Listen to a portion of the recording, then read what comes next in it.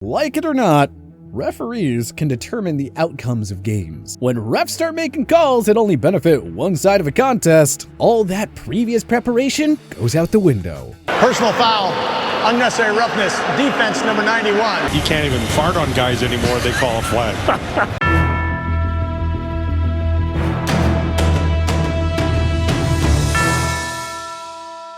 Every NFL team has been affected, for better or for worse, by officiating miscues on several occasions. It's just part of the game. But there have been many unforgettable games where all those miscues favored one team and one team only. Let's take a look back at 10 instances where one team was on the wrong side of every horrible officiating call. The Seattle Seahawks, Super Bowl 40. More than a decade later, Super Bowl 40 between the Seattle Seahawks and Pittsburgh Steelers is unfortunately remembered for all the wrong reasons. There were several horrible calls that greatly impacted the game, and they all went against the Seahawks. It all started when Darrell Jackson was called for a chintzy offensive pass interference call that nullified a touchdown. You know, when you think of push-offs, that's not the kind you think about, really. The Seahawks had to settle for a field goal instead. Then, facing a third-and-goal situation after the 2-minute warning in the second quarter, Ben Roethlisberger rolled to his left and dove into the end zone. The officials ruled it a touchdown, and upon further review, they upheld the ruling, even though it's tough to spot the ball breaking the plane. Seattle was trailing 14-10 with 12.5 to go in the fourth quarter with a fresh set of downs in the red zone. Matt Hasselbeck found Jeremy Stevens for a clutch catch that set up first and goal inside the 5. However, Sean Locklear was penalized for holding, which baffled analyst John Madden and the rest of us. I didn't see holding. They always say that, you can call holding on any play, but what we saw there, I did not see holding. Hasselbeck was sacked on the next play, and on third down, the drive ended with an interception to Ike Taylor. But that was only part of the damage. Officials then flagged Hasselbeck for a block below the waist when he was clearly just trying to make a clean tackle. We think it's a bad call. If you cut a blocker low, that's a penalty. But that time, you made the tackle low,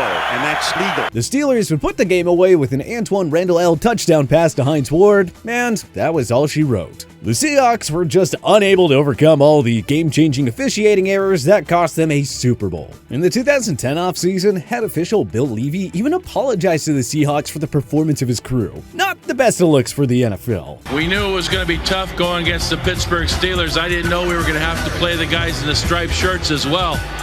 Jacksonville Jaguars, 2017 AFC Championship game. The Jaguars looked like they were on their way to stunning the Patriots at Gillette Stadium in the 2017 AFC title game. But because this long-struggling franchise can't have nice things, their first conference championship trophy was snatched away thanks in large part to several game-altering calls. The first really bad one took place near the end of the first half, with the Jaguars up 14-3. Tom Brady threw a totally uncatchable pass to Brandon Cooks that sailed out of bounds. But the officials threw a defensive pass interference flag on A.J. Boye. New England turned that into 7 points, cutting the lead to 4 at halftime. Early in the fourth quarter, with the Jaguars up 10, linebacker Miles Jack stripped Dion Lewis of the football and had a clear path to the end zone. A touchdown there would have likely put the game away. Just one problem. The officials inexplicably whistled the play dead, ruling Jack down at the Jags 33 instead. The Patriots forced a 3-and-out from there and proceeded to score 14 unanswered points. After forcing a late turnover on downs, the Patriots needed one more first down to ice it. On 3rd and 9, Lewis pulled off an 18-yard run to clinch the game. But when you look closely, you'll see that officials missed a blatant offensive holding call that should have brought up 3rd and very long. Those 3 miscues cost the Jaguars a trip to their very first Super Bowl. The Jack fumble was especially egregious, and it's still viewed as one of the worst officiating errors in NFL playoff history. Minnesota Vikings, 2009 NFC Championship game. 2 years after this unforgettable, albeit extremely controversial game, the New Orleans Saints Bountygate scandal came to light, thus explaining several of the team's dirty hits. Every single one of you, before you get off the pile, affect the head. Early, affect the head. Continue, touch and hit the head. They're going to come in. They're going to be shocked with our contact. Kill the head, the body will die. However, the officials are also at fault here. Maybe if they would have flagged some of those hits, Mini would have reached its first Super Bowl game since 1976. Among the worst calls, the officials missed what should have been a roughing the passer call when Brett Favre took a cheap shot in the leg on an interception that should have been wiped out. Then NFL VP of Officiating Mike Pereira later stated that the refs missed a penalty here. The game eventually went to overtime, tied 28 apiece. The Saints got the ball first, and they got into field goal range thanks to this ticky-tacky defensive pass interference call. 2 plays later, officials curiously called this a catch by Robert Meacham even after a booth review. Whether or not he had full possession of the ball as he goes to the ground. After reviewing the play, the ruling on the field will stand. It is catch. The Saints would win on a 40-yard field goal, and those long-suffering Vikings fans had to deal with another gut-wrenching playoff defeat. This time with an assist from the officials.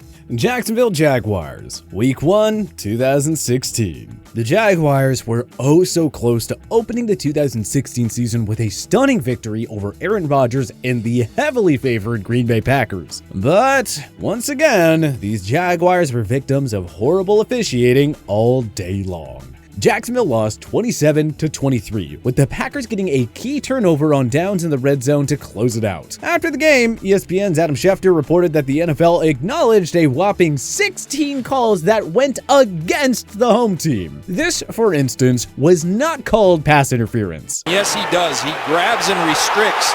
That should be a pass interference. Demarius Randall got away with one. And yet, perhaps the worst mistake was this missed defensive holding call against Micah Hyde on Rashad Green that should have brought up 1st and goal. Green Bay made a stop on the ensuing play to narrowly escape with a win, and Duval County was robbed big time of an unlikely season-opening victory.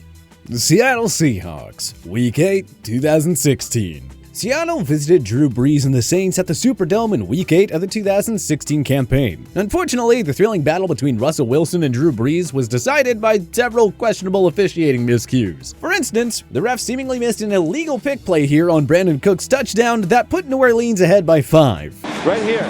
Take a look. He's going to be looking for the flag right here. See? And that is offensive interference. That wasn't the only questionable call against the Seahawks in the 4th quarter. Richard Sherman was flagged for defensive holding here, which gave New Orleans a fresh set of downs. For the pass was thrown, holding, defense, number 25. Penalty number 11 against Seattle. But wait! There's more! Willie Snead seemingly got away with another illegal pick here when the Saints melted valuable clock time before kicking a field goal. Watch Willie Snead as he ends up taking out the corner, Jeremy Lane, and create the separation for Brandon Cooks. New Orleans held on for a 25-20 victory. After the game, Sherman ripped officials and said, quote, "The calls, or lack thereof, were pretty egregious." For what it's worth, New Orleans was only flagged twice for 10 yards. The Seahawks were penalized 11 times for 76 yards. Detroit Lions, Week 6, 2019. It seems like no NFL franchise is consistently on the wrong side of controversial officiating calls as much as the Detroit Lions. Case in point, their Week 6 2019 Monday Night Football game against the Green Bay Packers. It's impossible to stress enough just how brutal the officiating performance was in this one. And the Lions didn't even get one of those calls their way. For instance, officials reviewed a key 3rd down catch by Kerryon Johnson that would have put Detroit in prime position to go up 2 touchdowns. Former referee and ESPN rules analyst John Perry believed it was a catch, but the officials reversed it and Detroit had to settle for a field goal. It's going to be based on possession. 1, 2, 3. I like that as a catch. It is an incomplete pass as the receiver never gained control of the ball. Later on, the Lions inched themselves closer to victory by sacking Aaron Rodgers on 3rd and 10 with 10 minutes to go.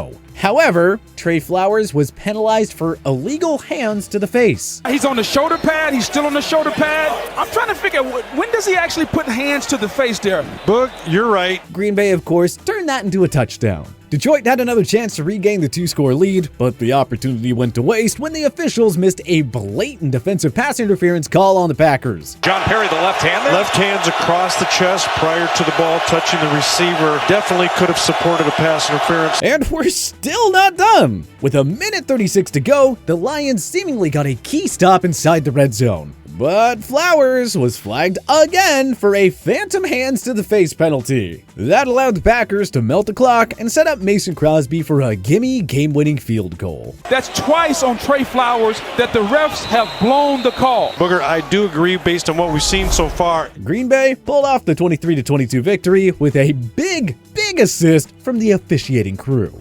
Chicago Bears, Week 9, 2021. Woof. If this game wasn't clear evidence that the NFL needs to implement a sky judge, then we don't know what is. Bears rookie Justin Fields was oh so close to leading his team to a win over the Pittsburgh Steelers on Monday Night Football, but then, well, the refs got involved. Here's a cheap shot from Alex Highsmith on Fields that went uncalled. Highsmith comes around and he takes 2 steps and hits Justin Fields. We've definitely seen that flag all season long. Yeah. Not tonight. Also, isn't any helmet-to-helmet hit on the QB illegal these days? I guess Minkah Fitzpatrick gets a pass in this instance. The Bears are looking for a flag, and I don't see one. You have a little bit of helmet-to-helmet contact there. And finally, who can forget the disgraceful taunting penalty they called on Cassius Marsh to nullify a key sack on Ben Roethlisberger? We feel for you, Bears fans. We don't know the rules anymore either. New England Patriots, Week 3, 2012. This game mercilessly marked the next-to-last contest for replacement officials. After the Green Bay Packers-Seattle Seahawks inaccurate reception game the following night, the league ended the madness and struck a new deal with the refs. Good, because the replacement officials for the Week 3 game between the Pats and Ravens were making all the wrong calls. Among them were a phantom offensive holding penalty on Rob Gronkowski and a defensive holding infraction on Devin McCourty in the fourth quarter. But that's not all. Brandon Spikes was called for holding to nullify a sack on Joe Flacco that led to a Torrey Smith touchdown. And sure enough, the game ended on a controversial call. Justin Tucker's game-winning 27-yard field goal may or may not have actually been good, as it went over and seemingly wide of the right upright. At any rate, the officials said it was good, which led to Bill Belichick grabbing a ref after the game and being fined $50K for his troubles. Los Angeles Rams, Super Bowl 53. You just hate to see it happen in a Super Bowl, but here's another. Officials wasted a little time getting carried away in this stinker of a game. The lowest scoring in Super Bowl history, by the way. With the Pats facing a 2nd and 14 situation, Tom Brady threw a short pass to Rex Burkhead, who was blasted by nickel Robbie Coleman for a loss. Fast forward to the fourth quarter. With the game tied 3-3, Todd Gurley ripped off a 13-yard run that moved the Rams into New England territory. But the officials made a baffling holding call on John Sullivan. That brought up 1st and 20. The center, John Sullivan, he's in the middle. Not a call I would make in that specific case. You can find that a lot in the trenches. The Patriots got the ball back and went ahead on a Sony Michel touchdown. The Rams proceeded to drive the ball downfield and found themselves in position to tie. With 4.5 minutes to go, Jared Goff just barely missed Brandon Cooks for a touchdown. But replays showed Stephon Gilmore got away with clear defensive PI on the play. Cooks has a chance. Let's see. Gilmore's got a little bit of his arm right there, so you can't bring the left up. Goff's next pass was intercepted by Gilmore, and that pretty much sealed it. The NFL later admitted that the officials missed a penalty on Gilmore. Not that the admission could change the outcome of the Super Bowl. Too little, too late, NFL. Detroit Lions, a 2014 NFC wildcard round. It's only fitting for a list like this to end with a Lions-related entry. Detroit was just minutes away from upsetting the Dallas Cowboys for their first playoff win since 1991. But it's hard to win when the officials are picking up flags and not making obvious pass interference calls like this one. Yikes! Boy, that was late. Have you ever seen that call picked up that late? Not at all. That wasn't it either. Ndamukong Suh was clearly held on this pivotal 4th and 6 conversion, which set up Terrence Williams' touchdown. But yeah, no flags. The Cowboys got the lead and held on for a controversial win. Or, as we prefer to call it, another instance of the Lions being disgracefully robbed by the officials. No contact before the ball arrived. I've never in the history seen one turned over. Congratulations. First time in the history that's happened. But what other NFL games could we have added to our list? Join us in the comment section below. If you like this video and learned a thing or two, clicking the like button helps out a ton. And hey, we appreciate it. If this is your first time coming around to TPS though, subscribing is a great idea because we put out videos like this every single day. But as always, thanks for watching, and we'll see you guys next time.